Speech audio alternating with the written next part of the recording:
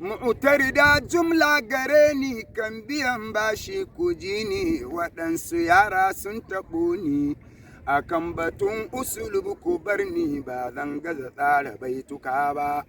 Gida guda ɗaya ne ya yage ‘yan gidan kowa ya toge ba jinkira kuma babu waige waɗansu sai suka ce a yage Dr. Jaki bai kuskure ba.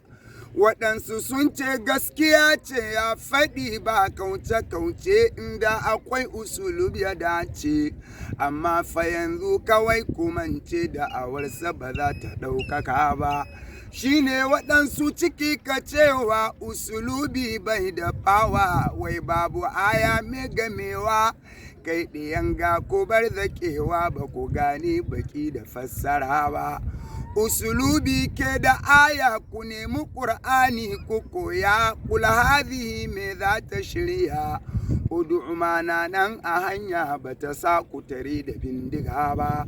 Ina da ayar usulubi ta fi dozin goma dubi ku ce da mai cigiyar ta gabi, sakarai a cikin hijabi bai san da aure da ya ɗaga ba.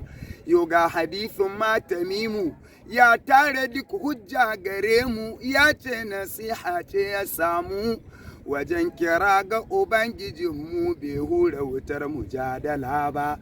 Idrisu shazi layu kasu irin sane annasu nasu da Dr. Jaki ƙara kusu. Shedan gare shi wasu wisu bai bar shi ya je bidar sani ba.